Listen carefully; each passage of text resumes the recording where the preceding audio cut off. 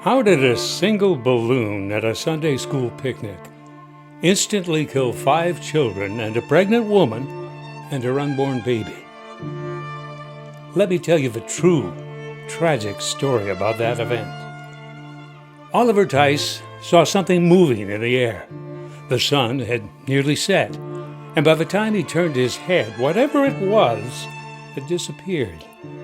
As he reached the porch of his Peach Street farmhouse, twilight suddenly turned to day with a flash and a bang.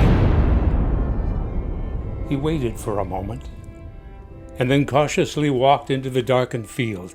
There, partially buried in the muddy ground, was a small metal cylinder with a few thin wires attached. In January 1945, Medford, Oregon was under attack. Carried across the Pacific Ocean by a paper balloon, the cylinder in Oliver's field was a Japanese bomb. Although newspaper editors and radio broadcasters had been warned that balloons might carry bombs, it was still a military secret. "Such attacks involve national security," said the War Department. "Information that the balloons have reached this country is information of value to the enemy. Do not aid the enemy by reporting such information." The summer of 1944 had brought desperation to the Japanese military. They had searched for a weapon that could damage the American homeland. Their solution was a bomb-carrying balloon that would travel the jet stream from Japan all the way across the ocean to the United States. They hoped to set off a massive forest fire in the Northwest, and with a silent and invisible attack from above, to terrorize the public. The paper balloons were 33 feet in diameter, filled with hydrogen, and capable of carrying up to 5 bombs. They were glued together with potato paste by Japanese schoolgirls who never knew how those balloons were going to be used. Even though it had detected hundreds of balloons, the U.S. War Department did not expect any casualties, so they kept it all a secret. On May 5th, 1945, an explosion in southern Oregon changed absolutely everything. Archie Mitchell and his wife Elsie had been in Bly, Oregon for only 2 weeks. He was the new pastor of the Christian and Missionary Alliance Church. Recently married, Archie had just turned 28, and Elsie was 26, and she was 5 months pregnant. The weather had finally begun to feel like spring, a perfect day for a celebration. Elsie baked a chocolate cake while Archie loaded their old car with picnic supplies and fishing gear. They invited some of the children from Archie's Sunday school class for a day of fun on Gerhardt Mountain. And thankfully for Elsie, it was just an 11-mile trip. You see, she was carsick and eager to quit the rutted dirt road. While Archie parked the car, the children, 4 boys and a girl, walked toward the creek with Elsie. Archie stopped to talk with Richard Barnhouse, who was foreman of a Forest Service road crew that was working overtime that Sunday.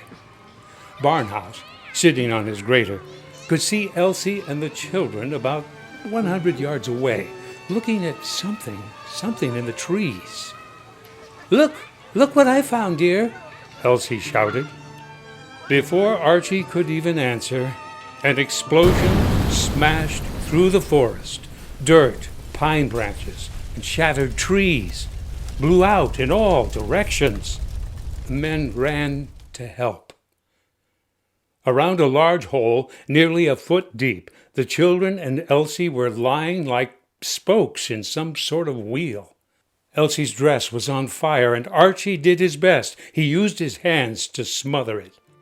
Bloodied and ripped by shrapnel, they were all dead.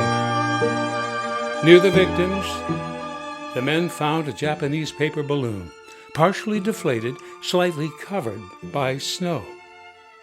Investigators learned later that one of the victims, 13-year-old Jay Gifford, had found a weather balloon 2 weeks earlier. He had received high praise for finding it and returning it to the Weather Bureau. Perhaps the boy had tried to pick up that Japanese balloon and unintentionally had triggered the explosion.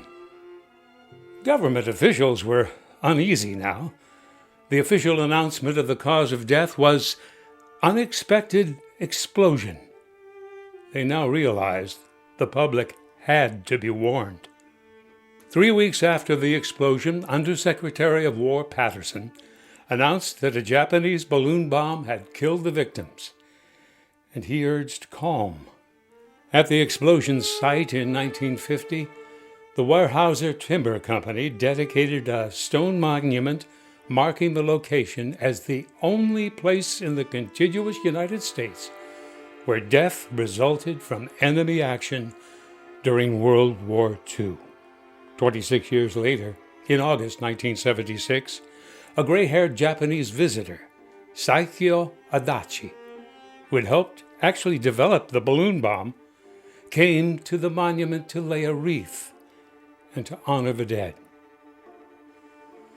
Today, standing before the Mitchell Monument, the winds that carried death from above are gone now. The forest is peaceful again, soft breezes drifting through the ponderosa pines. Memories begin to fade. It's a perfect day for a picnic, just as it was so many years ago. Thanks for listening. I'm Bill Miller. Hope you enjoyed the story, and you'll join me again next time as we all go history snooping together.